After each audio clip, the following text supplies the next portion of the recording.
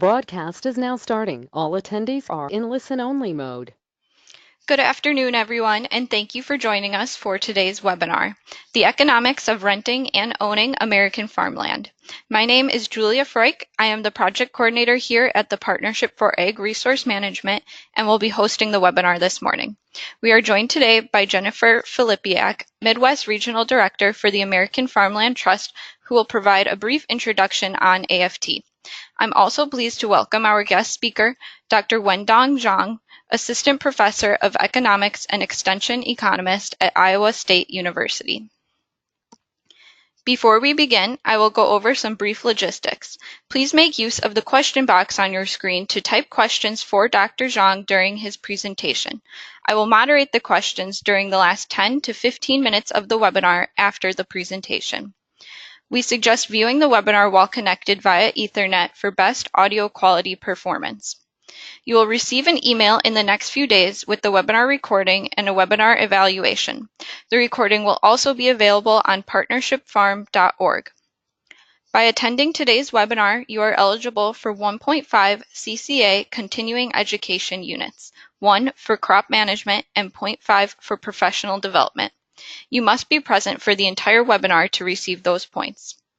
If you submitted your CCA number at registration and are watching the webinar live, no further action is required to submit your CEUs.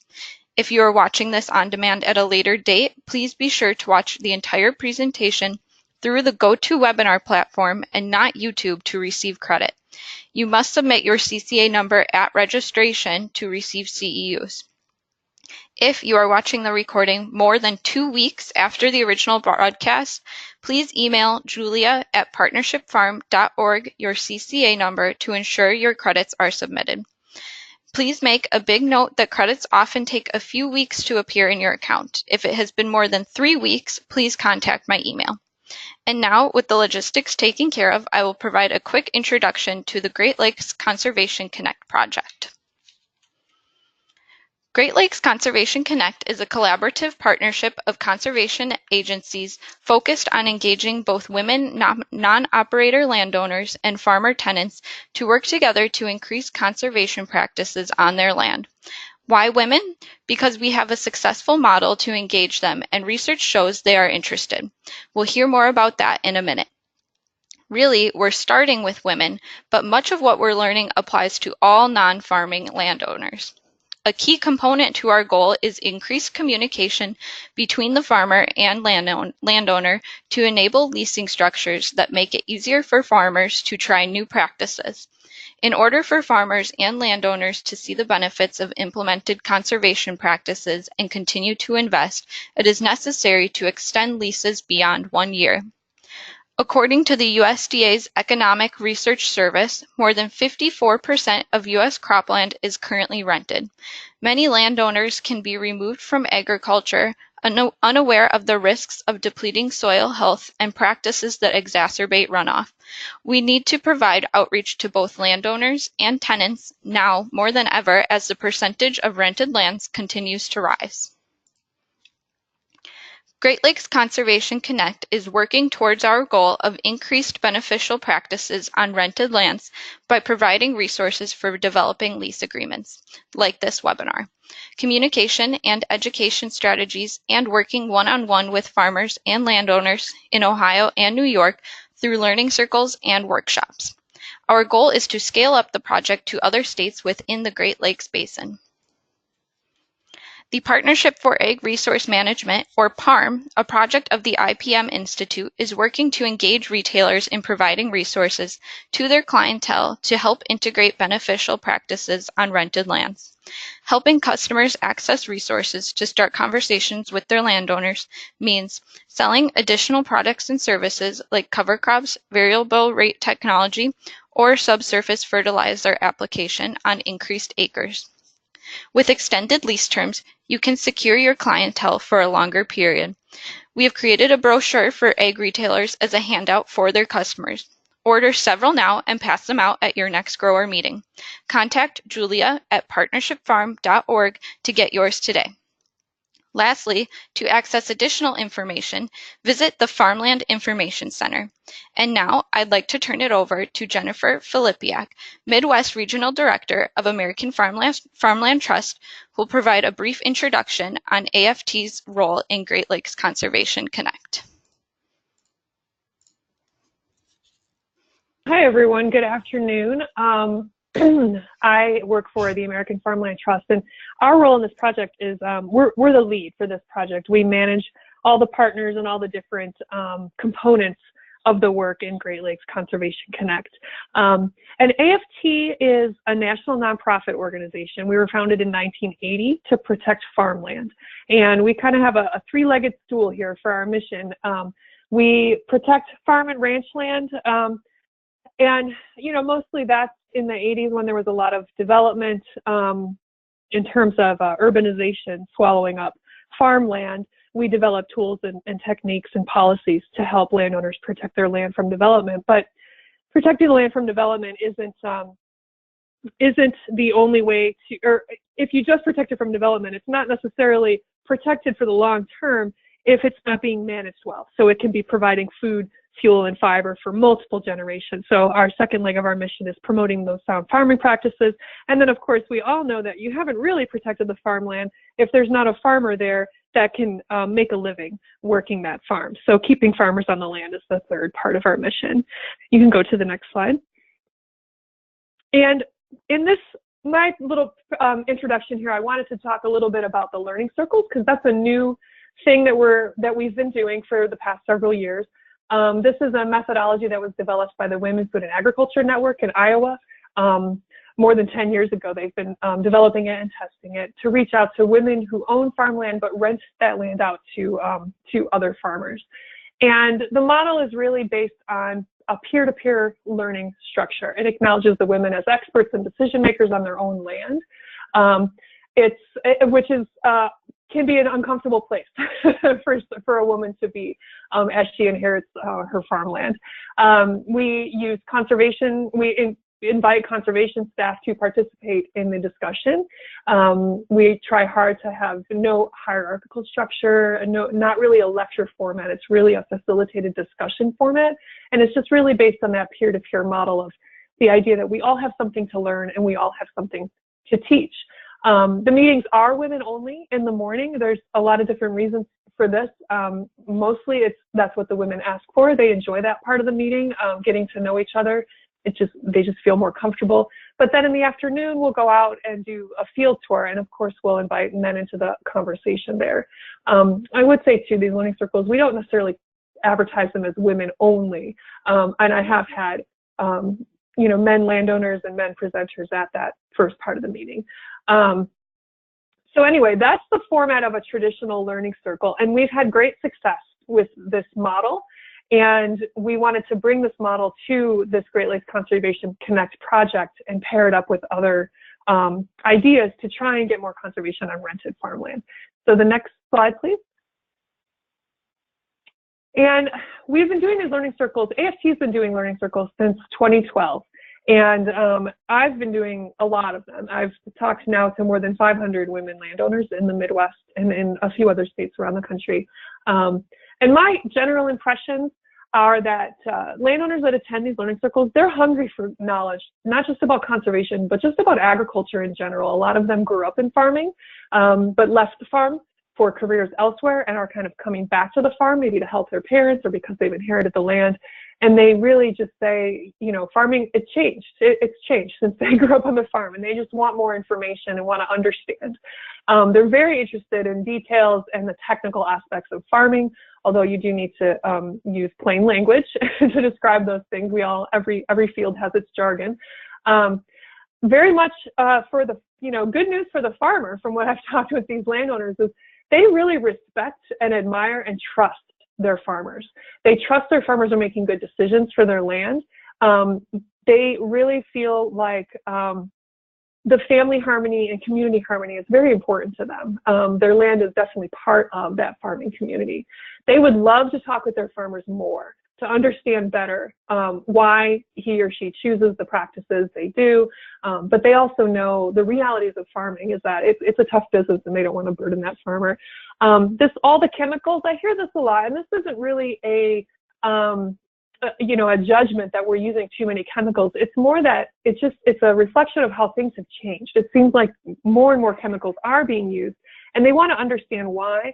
And really, in terms of the farmer who's conservation minded and wants to, or even just efficiency minded and wants to reduce inputs and look for different techniques and technologies to do that, your landowner might be actually very interested in working with you on that. Leasing, typically you inherit the farm, you inherit the farm tenant, and you inherit the lease. And it might not occur to you that you can actually change that lease. It's often a verbal lease, and it's been around forever. It's usually a year-to-year lease. And the idea that you can change it, not just for your benefit, but for your farmer's benefit, this is appealing, and it's something that maybe a landowner hasn't thought of. And then finally, the last point that I hear a lot is just this: they feel a great responsibility to steward this land well in honor of their previous generations that own the land. And so they're very interested in succession planning and just understanding the best way to take care of it. So we'll go to the next slide.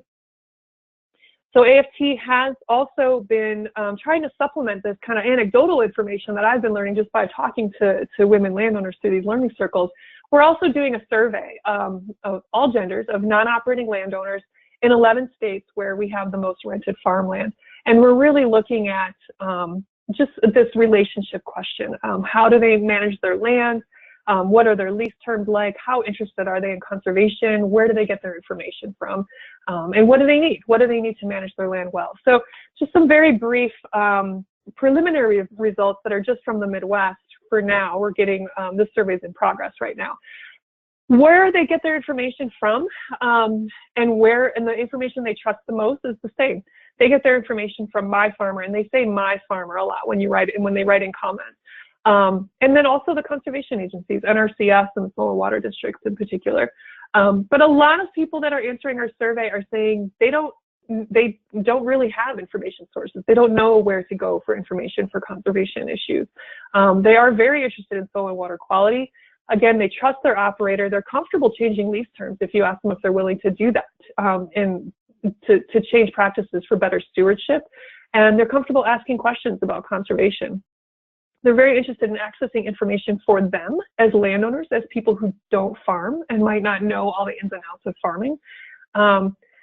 Lots of crop share leases still in Illinois and Indiana, and a lot of verbal lease agreements still in the Midwest. The majority of these leases are annual term, but what we're getting back, and this is preliminary data, anywhere on average 15 to 17 years is how long they rent to the same person each year with an annual lease.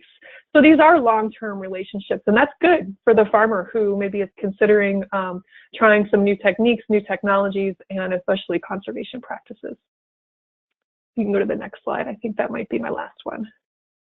Oh, and then finally, so the project, as Julia mentioned, it is trying to do parallel outreach with landowners and with farmers.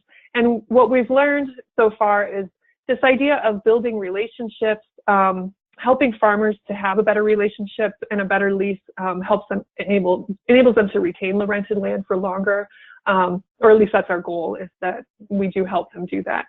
And I'll mention the Farmland Information Center.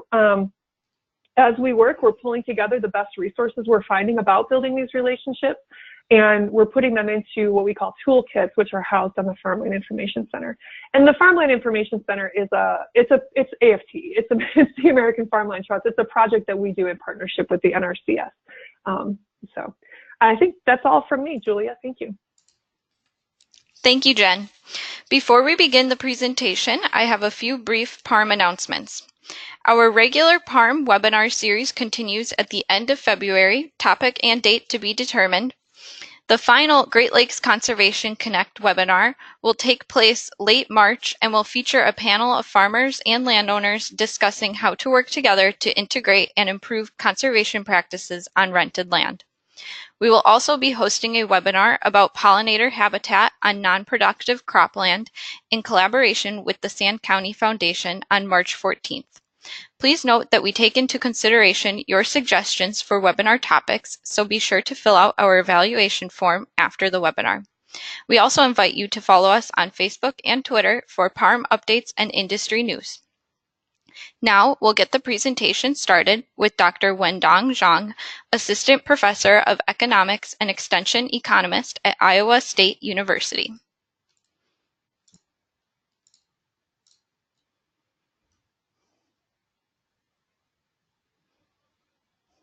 Okay.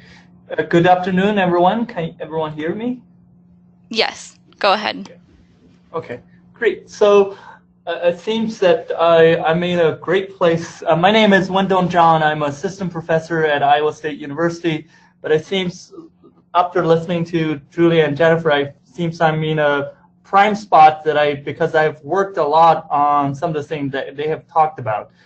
For one, that I got my PhD from Ohio State.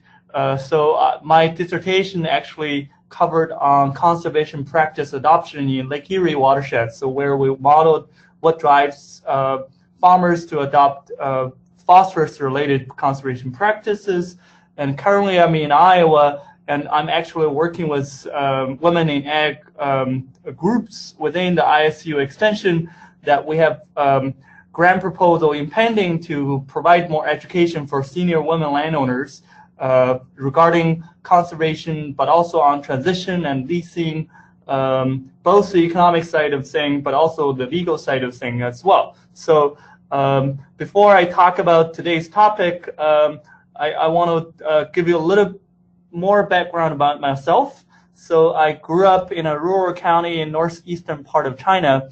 I attended college in Shanghai, and then today, so this year is my 10th year in the United States. So we're in an interesting day because today is actually the start of the Chinese New Year, and we are transitioning from the year of the dog to the year of the pig.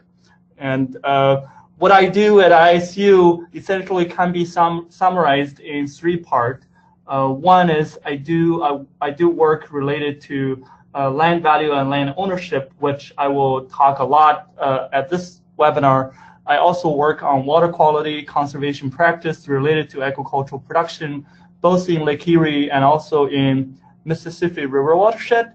I also co-founded a China Ag Center at ISU that over the last year I've been giving a lot of talks about U.S.-China trade war. So for those of you who want some updates on those, I can entertain some of those questions later on as well. I'm okay with answering questions throughout, and I believe I can see some of the questions. So if you have questions during the presentation, please do not hesitate to write down your comments and ask them. So before I talk about the U.S. farmland, I want to give you a global perspective how, in a way, that how unique and our system is in the American heartland. Here is the U.S. comparison with China, my home country. And we know that in general there is 3 million farmers in the United States now, which represents about 1% of the population.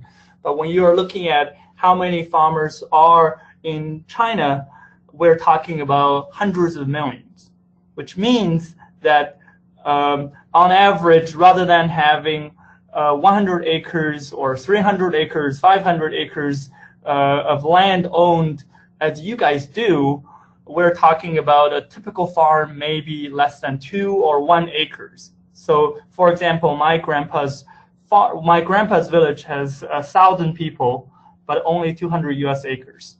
So, which in a way that we are actually in a great position that the agricultural production is one of the strongest comparative advantage of U.S. economy.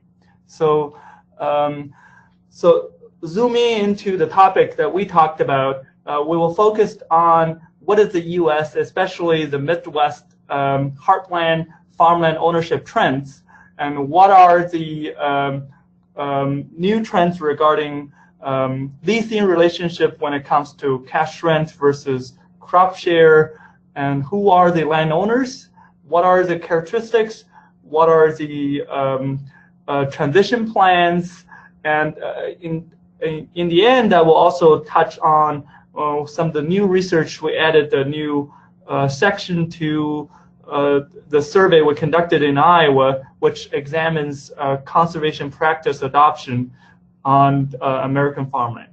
Okay, so the data source will be relying on come from two levels. Essentially, there's two surveys.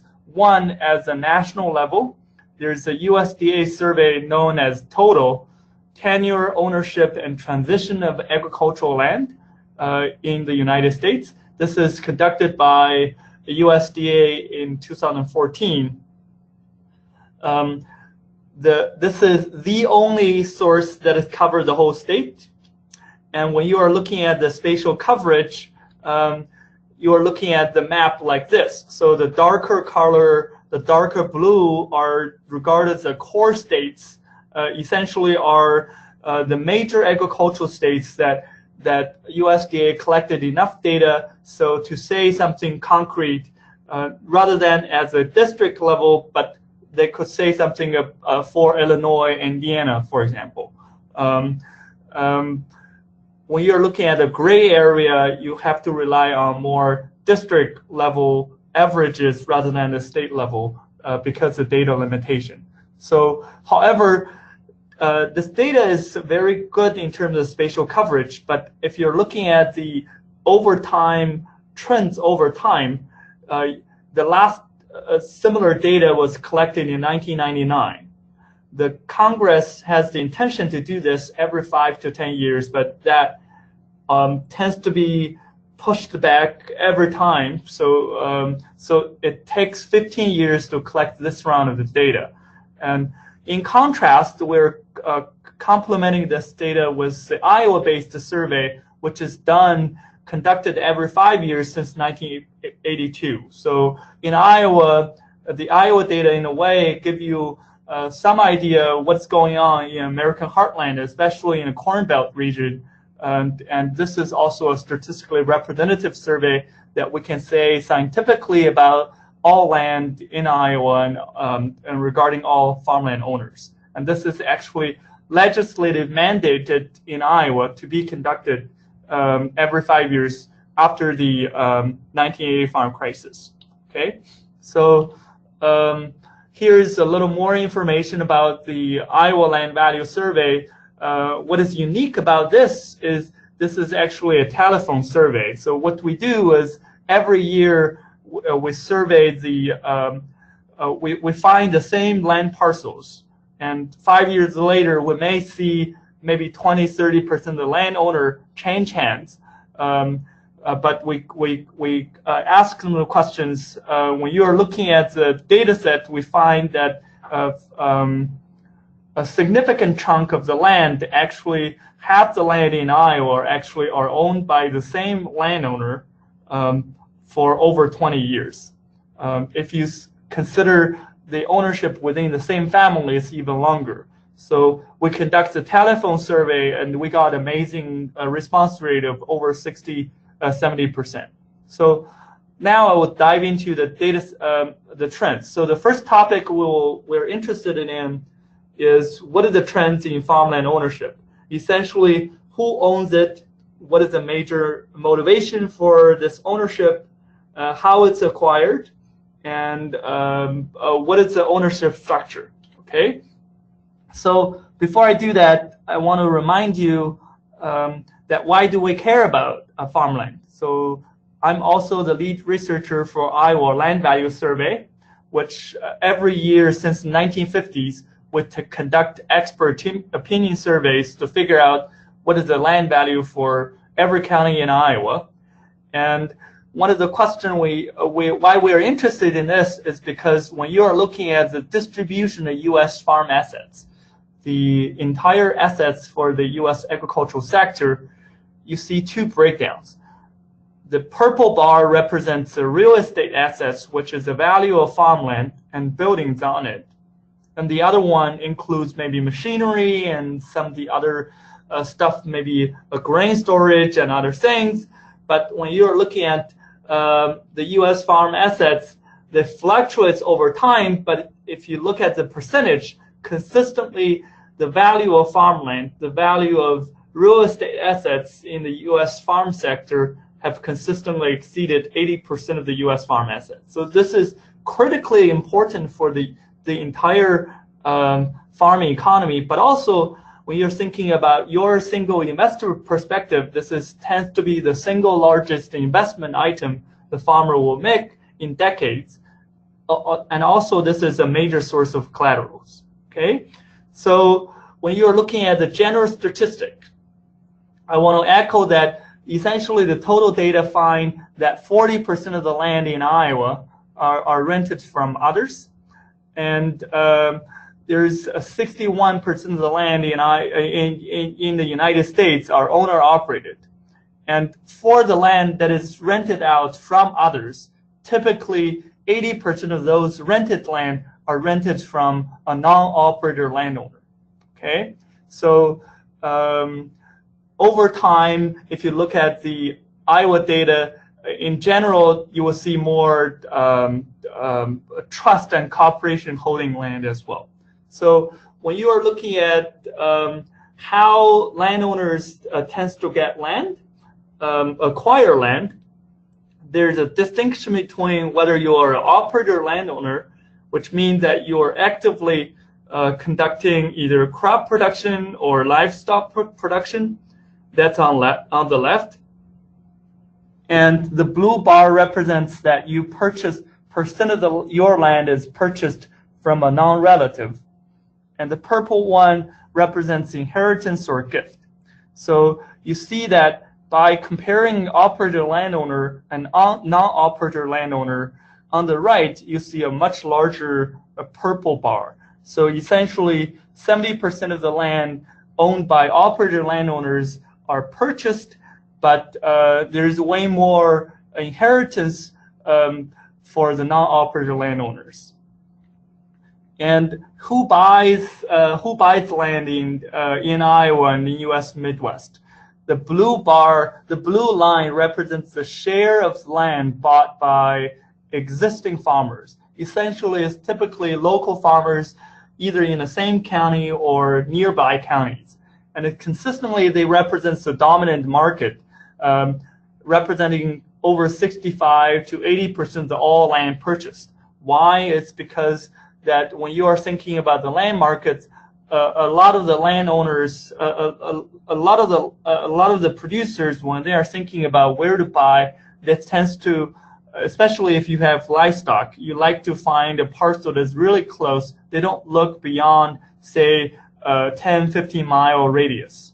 And the orange bar in the middle represents a share of the investors.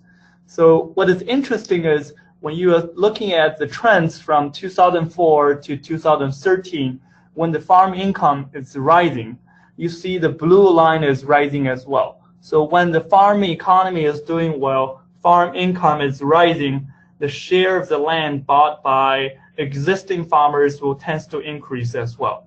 Currently, we're in a low commodity prices scenario that you do see some slight decline in the share of the land bought by existing farmers and a slight uptick by the investors. You have to bear in mind these investors could include retired farmers.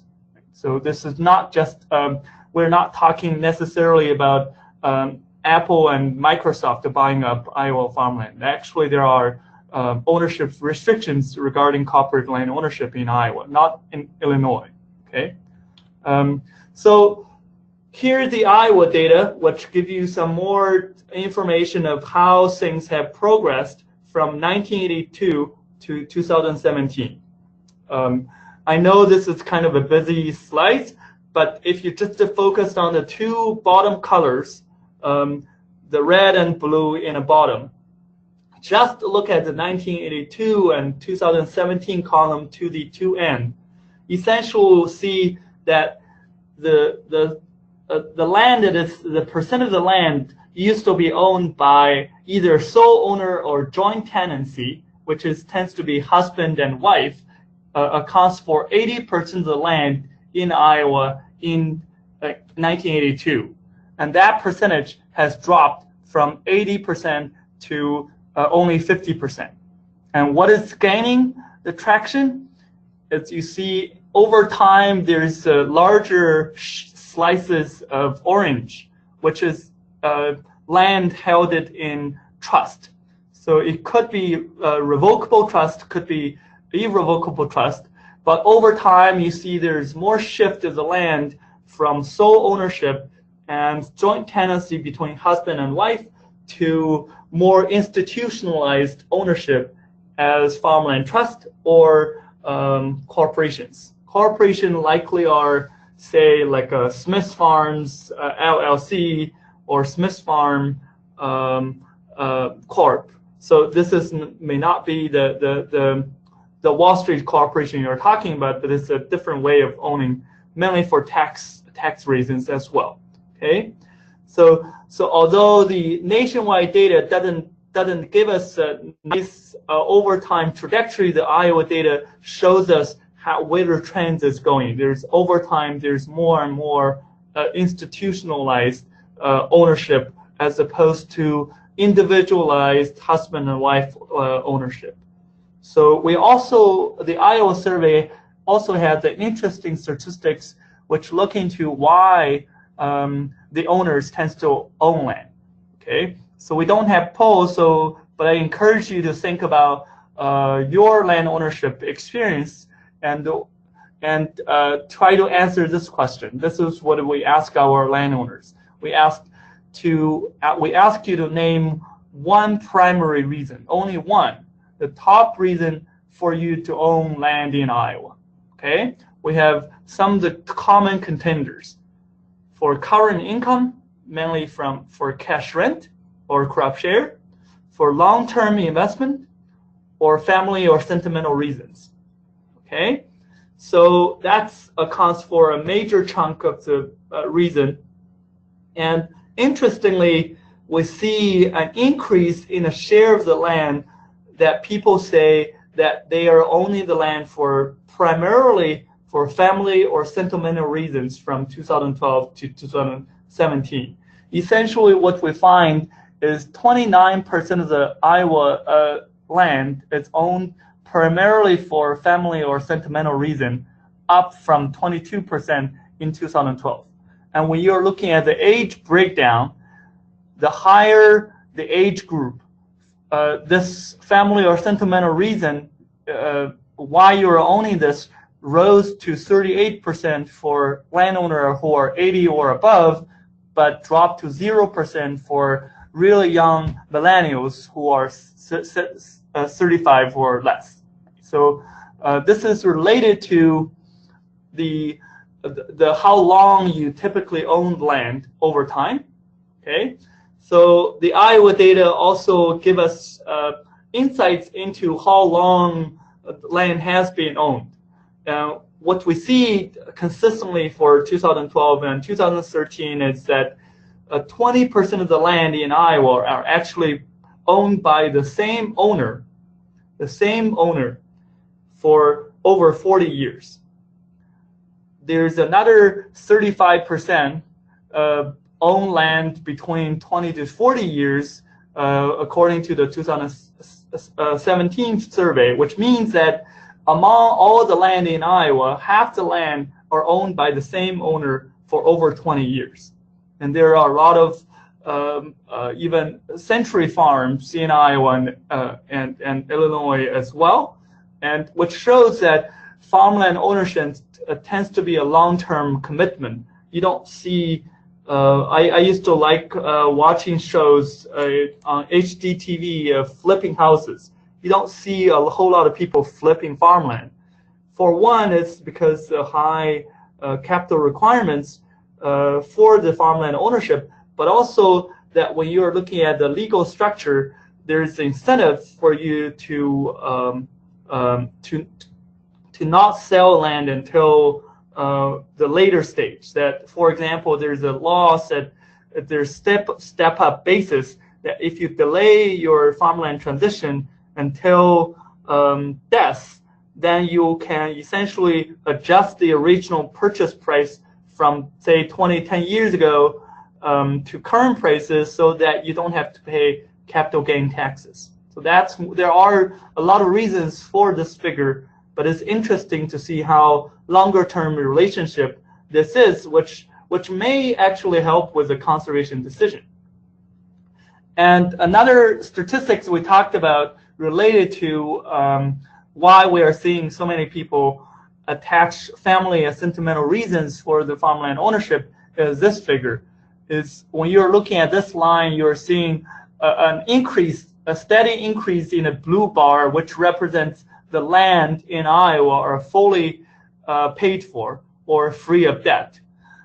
As of 2017, 82% of the Iowa land is actually owned free of debt, compared to in a bottom right before the 1980 farm crisis. In 1982, that number is only 60%. Okay, so this explained a lot of things. I also do land value survey, which this year's survey, along with many surveys in other states, which shows there's a 1% or a modest decline in land values. We essentially have seen land value fallen the 2013 peak for about 15%. Okay, but the income have actually dropped by half of the 2013 peak. One of the reasons why the land market is holding on remarkably well is because things like this figure shows, which explains that there's not a whole lot of land available for purchase. The limited land supply tends to push up land prices. Okay, so that's regarding the farmland ownership. Next, we'll go to the farmland leasing relations. Essentially, who are the landowners, who are the tenants, how they rent out the land, whether this is a cash rent or crop share. So when you're looking at the national data, we see there's a stark contrast between cropland versus pasture. The purple represents the share of the land in the United States that is currently owner-operated. You see there's way more pasture land that is owner-operated, which makes sense because a lot of the pasture land are owned by livestock producers. They are actually actively using the pasture for grazing purposes, while 54% of the cropland are actually rented out to others. And Jennifer talked about this earlier as well. What is more interesting is when you are looking at these two maps. On the right is the percent of the land within a particular county that is rented out to others. And on the left is essentially where you see the major crops are growing in the United States. What you see visually is that there's a perfect relationship between the dark blue on the right, which indicates the counties that rely heavily on cash rent. A lot of the majority of the land, over 60% of the land, are actually rented out to others, are in the most profitable crop production areas with higher quality soils. If you zoom in, for example, for Iowa and Illinois, you will see the Iowa portion actually is known as the Des Moines Lobe. It's created by the glacial forces with rich, dark soils. Okay, so which may have significant implications on where we will see the actions in terms of the action and the conflicts between the profitability and the conservation practice adoption. Okay, so over time, what you see here is here's a map that using the Iowa data shows you how the land has progressed from 1982 to 2017. I want you to pay attention to one color, which is red, which represents cash rent, both including fixed cash rent, but also flexible cash rent as well. And green represents crop share, and blue represents the share of the land that is owner operated.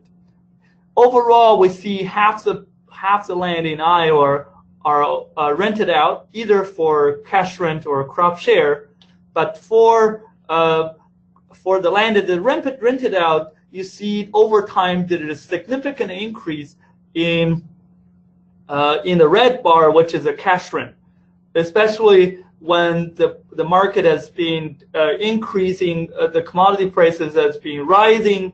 There's more and more shift towards a cash rent, and that has taken the share for crop share from 20% to only 10% of the land represented. Okay, and I want to echo what Julian and Jennifer talked about. Who are the tenants? That what we find is 30% of the tenants are actually relative of landowners, and 22% are a friend of the family, and half the land are rented out to others. And when you are looking at in terms of the leasing relationship, this is not the years of the lease term. This is how long the same tenant has, how long a relationship with the landowners, and it's decreased from the top to the bottom. So on the top, the light blue and purple represents over 20 years and 11 to 20 years. Okay, so essentially for non-operator landowners, what tends to see that half the land they own are rented out to a more longer-term tenants, while for operator landowners, they have seen much larger turnover in the rent, like within the last 3 or 4, 6 years, because that the commodity prices actually seen a significant turn from rising significantly until 2013 and dropped fairly significantly in recent years. Okay, so we have also looked into how the cash rent, crop share versus owner operator varies by landowner by their age group. What you see in the green color is relatively high percentage. So which means is that for landowner who are less than 25 years old, they only own land in Iowa less than 1%. But for the land they own, they tend to rent out to others. So for the young millennials, they're likely inherited the land from the older generation. They like to rent out to others, but they start to get heavily into owner operation when they're 25 to 34 or 35 to 44. You see the share of the owner-operated land jump to 70 to 80%. What is interesting is that for landowner who are 65 to 74, still half the land they own, they still farm. It's only you see a significant drop in the share of the land that is the senior landowner own. Only 27% of the land owned by owner who are 75 or above, they still currently farm.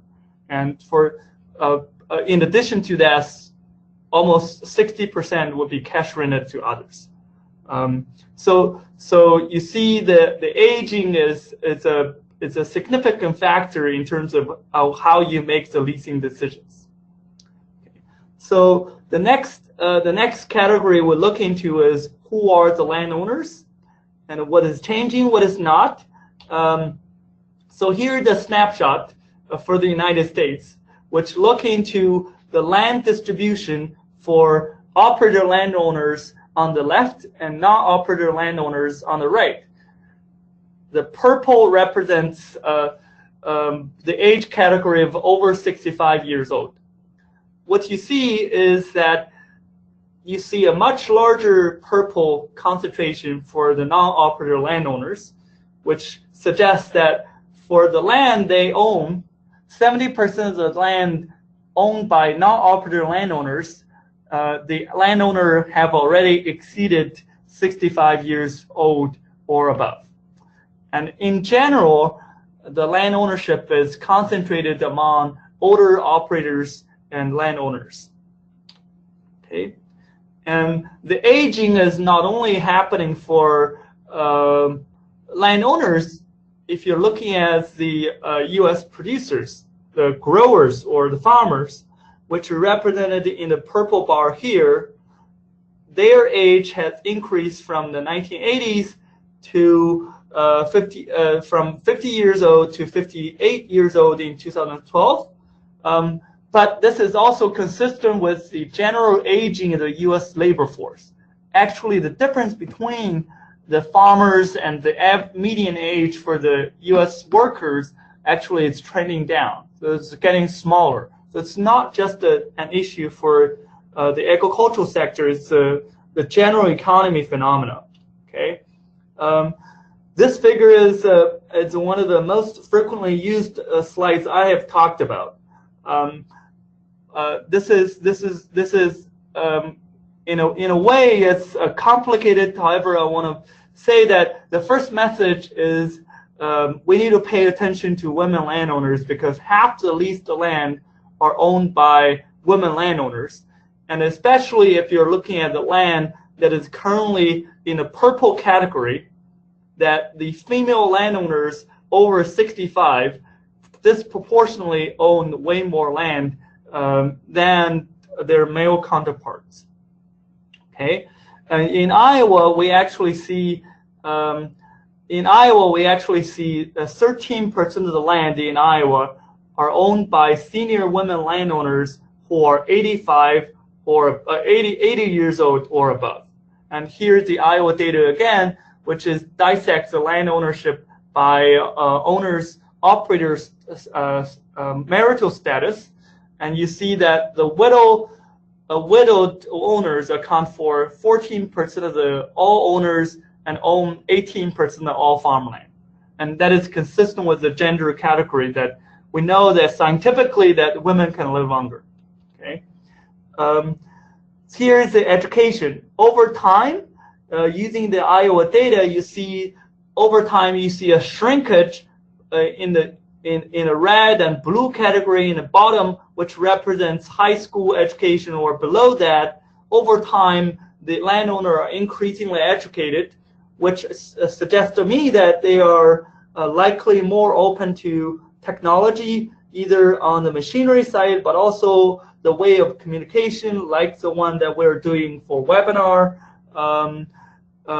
And so which opened for future doors for alternative ways to engage in landowners for programs like this. What is interesting is using the Iowa data, what we see is currently 57% of the land are owned by landowners who currently do not farm. That is represented by the green bar on the right. Okay, and the red bar represents a landowner who are currently a part-time farmer, and they are the blue one represents a full-time farmer. Among the landowner who currently do not farm, 23% are retired farmers, and 34% of the land are owned by owners who have no farming experience. So this does create a lot of challenge in terms of when we are thinking about the growing gap between the tenants and the landowners regarding both the conservation decisions but also the production knowledge. And when we're looking at another issue is the absentee land ownership, what we see is there's over time there's a gradual increase in the share of the land that is owned by part-time or non-Iowa resident of Iowa farmland. Overall, it still only accounts for 20% of the land, but it's a growing trend.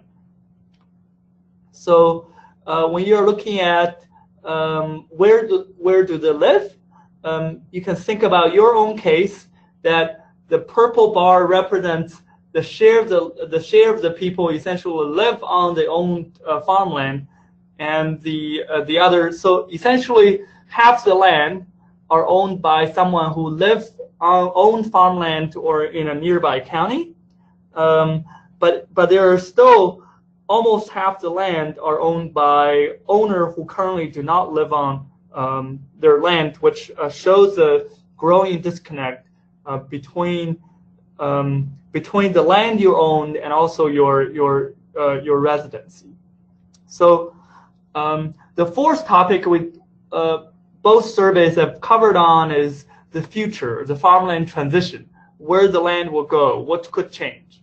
Here are some of the general statistics from the USDA survey.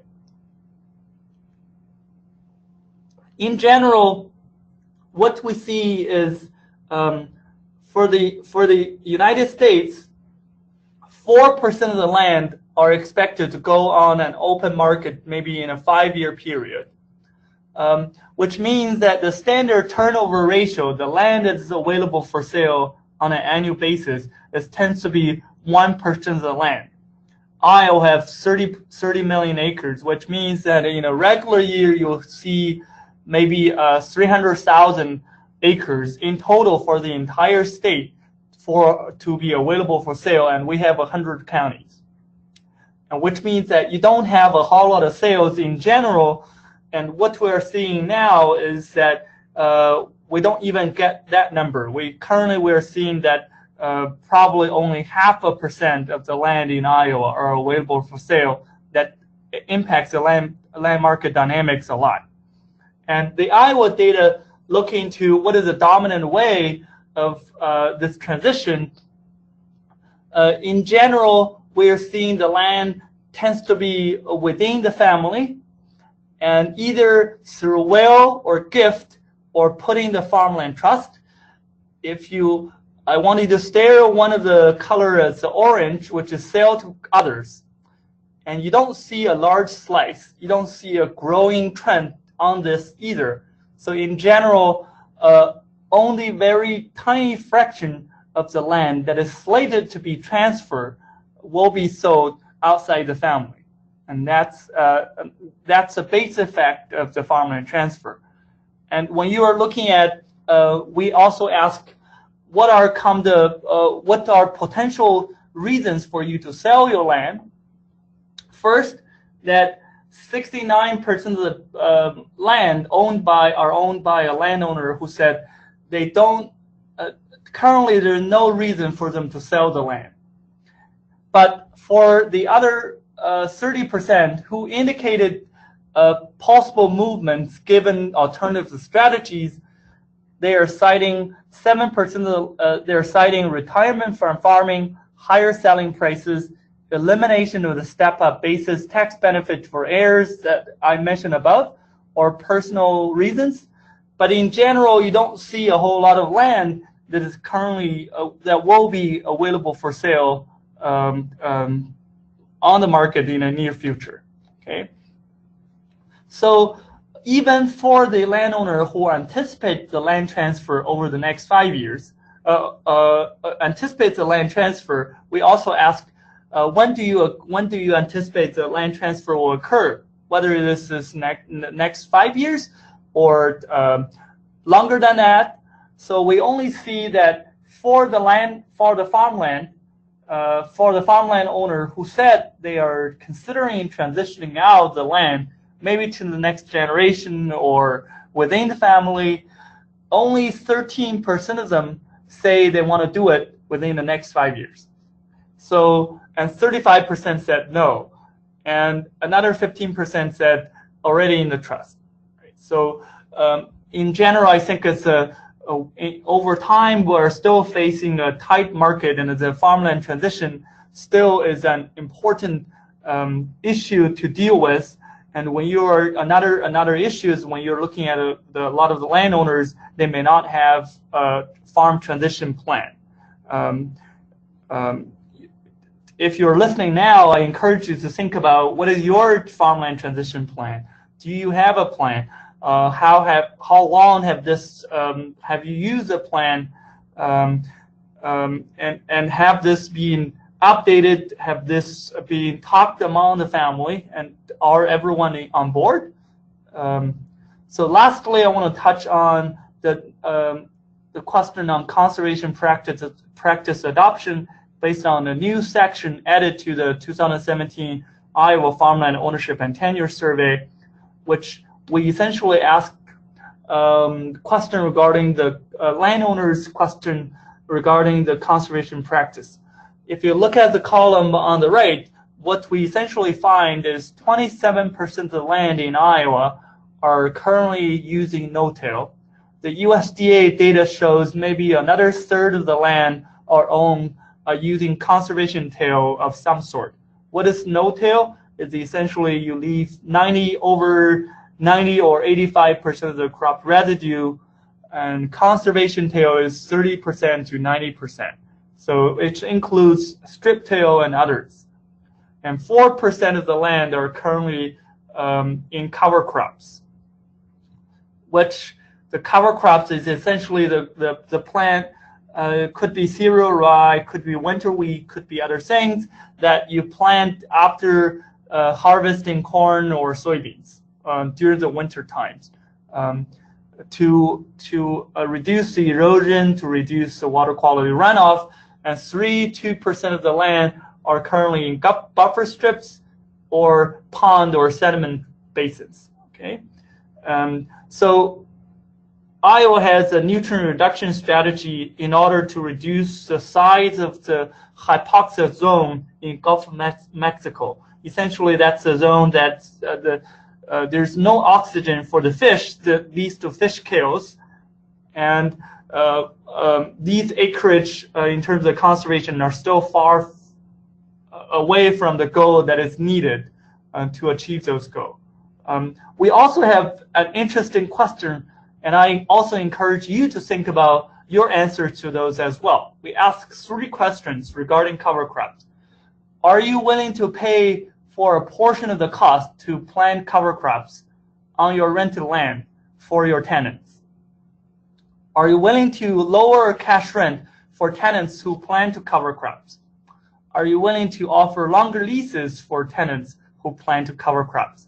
And the answer we get is 20% said yes to pay a portion of the cost, 10% said for lowering rent, and 5% for longer leases. So yes, there are some reaction, but I think overall that we see a lot of the interest in conservation practice, but when it comes to real decisions, that we don't see a whole lot of changes on that front yet. And this might be one of the things you want to communicate with your tenants to see what kind of barriers that can facilitate the change, given that you are likely to own the land for the next decade and the decades to come. So we also asked about what is the landowner's likelihood to increase conservation practice if you will get estate tax credits if you enroll conservation acreage. All these are hypothetical policies. It's not part of the official policy at all. What if we have income tax credits, and we see that landowners reacted to the tax credit for the property or income tax credit positively? So this might be some of the things that maybe AFT and PARM can consider, that when meeting with legislators, what kind of other incentives that could make more conservation and smooth transition of farmland or reality, and what are some of the alternative methods to induce those. With that, I want to conclude that what we talked about are 5 topics regarding ownership, leasing, conservation, and transition. What we find is that farmland tends to be a long-term investment. Farmland tends to remain tight, with most of the land are transition occurring within the family. There's 29% of the land are actually owned primarily for sentimental reasons, in part because a large portion of the land are owned currently free of debt.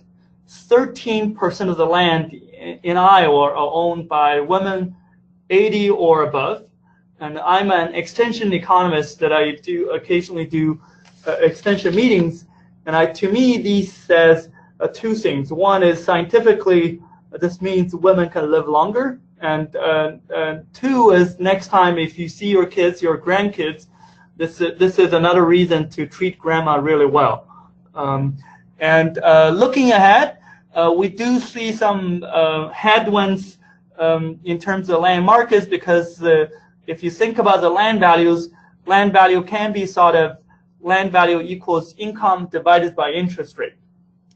And income is still stagnant and also suffers from great uncertainty in part from the trade war, and interest rate is rising as well. So there still could be a modest reduction in the land market, at least in the Midwest, in the next year or the next 2 years. Okay, so but these are significant issues that I want you, if you're interested in this, we also published a report that if you go to ISU Extension Store, I'm okay with sharing the slides with Julia so you can all get a copy as well.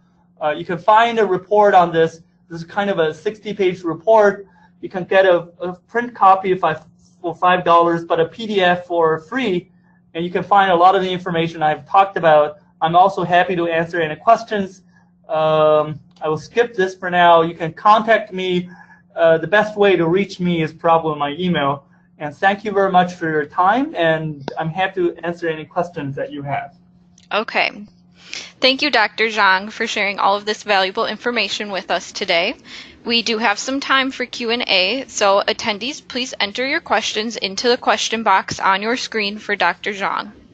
And the first question we are going to do is, can you describe more specifically what is meant by no farming experience? For example, if a landowner grew up on the farm with farming parents but never became a farmer himself, is that considered farming experience?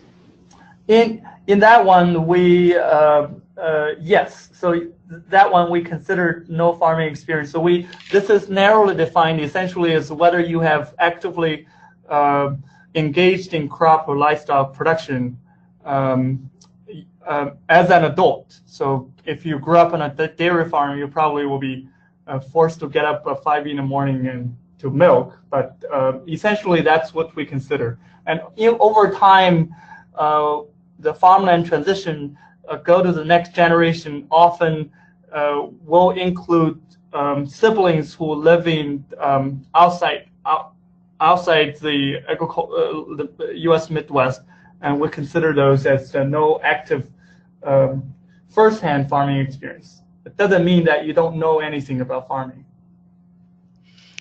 Okay, the next question is, will the average age of producers and farm labor continue to increase? At what point are we going to have a problem with not enough young people coming into agriculture?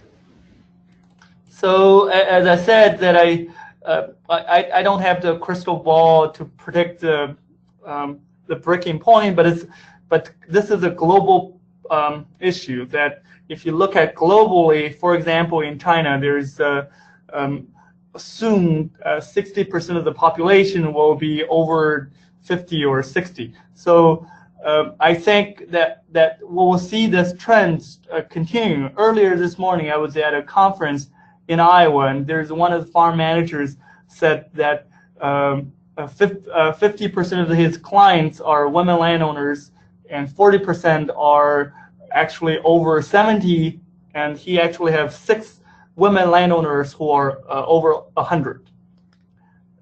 So I think we will continue to see this rising. On average now, the operator age is 58. I think we probably will continue to see that at least surpassing 60. And USDA consider beginning farmers as farmers who have less than 10 years of experience. Okay, next question is crop share leasing in decline mainly because landowners don't want to take the risk like a producer endures? So I think there are a couple reasons. One is this is consistent with the share of the land increasingly held by people who do not necessarily know a whole lot about farming, right? So the Iowa data shows a third of the land are owned by people who do not have direct farming experience. And also, if you're looking at the recent trend, that over the last 5 years, if you did crop share, then because the commodity price is much lower, your return will be much lower as well. So purely from the economic return perspective, the fixed cash rent gives the landowner a much higher income. So that explains part of the transition recently as well. Okay, and then a quick question, Dr. Zhang, can you put the slide back up that has that URL for the report near the end? Yep. Here. And then also one clarification question is the term operator landlord is confusing. Is that owner operator? Yes. So this is unfortunately the terminology USDA used. So this is essentially meaning that the person is a landowner, but he or she also farms. He may also rent from others, but essentially this is saying this is a landowner who are currently a farmer as well. Okay, next question is, if the land is owned by a corporation or LLC, how is the age of the owner determined?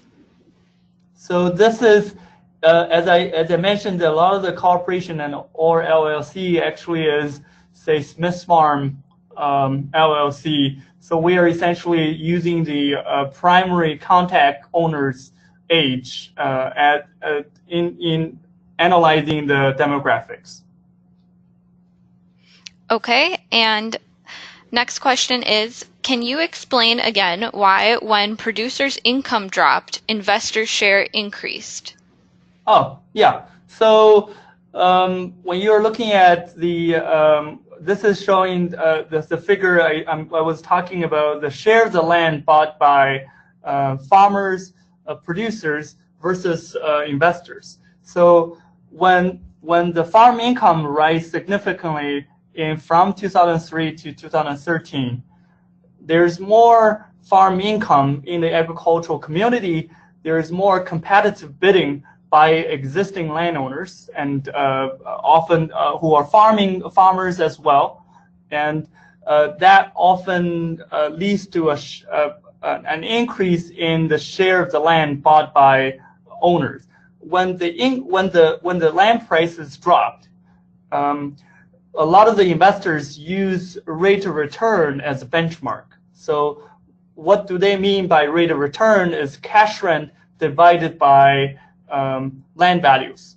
So when you are looking at the land values and cash rent tends to be more sticky, meaning that land value decrease quicker than cash rent. So that's why over time over the last 5 years, we see the rent to value ratio actually increase from 2.5% to 3%. And that has triggered some more interest in investors trying to buy land as well. And also another underlying factor is over the last 5 years, farming economy is not doing that great, but as the general economy is recovering. So there's more interest in investors buying hunting grounds or recreational land as well. So there's kind of a mixture of reasons there.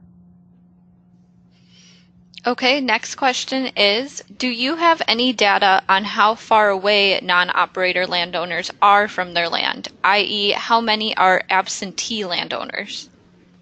Yeah, so we haven't done the distance calculation yet, but in general, we see that 20% of the land in Iowa are owned by part-time or non-Iowa residents. So we also have information that is, in general, 80% of the land are owned by, so 70% of the land in Iowa are actually owned by a landowner who who only own land in a local area. So all their land holdings are within the same county in Iowa, or only 2 counties. So in general, I think absentee land ownership is a growingly significant issue. But so far that I think the actual statistics is less than what is the media reports, what you see in the newspapers. Okay, in the interest of time, I'd like to wrap up the Q&A. I want to thank you again, Dr. Zhang, for joining us today. We really appreciate you taking the time to share your work. Yeah, thank you, and thanks everyone for the time. And again, if you have questions, feel free to contact me. If you go to the bottom 2 link, card.isda.edu Farmland, you can find information about the land value survey, Farmland ownership and tenure survey. Go to the China, you can find more information about the China trade war and other things. So thank you.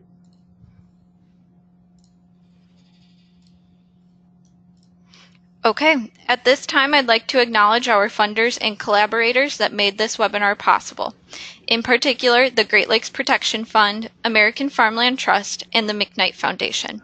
I'd also like to thank PARM's premier egg retailer members, the Andersons, a gold member, and silver members, Gertie Egg and Nutrien Egg Solutions. Their contributions helped make this webinar possible and help promote the strides that egg retailers are making to reduce nutrient impairments. For more information on membership, contact our project manager, Caitlin at partnershipfarm.org.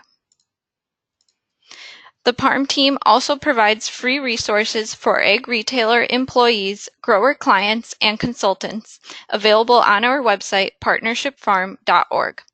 On the left is our continually updated 4R approved agronomist handbook, available free for download.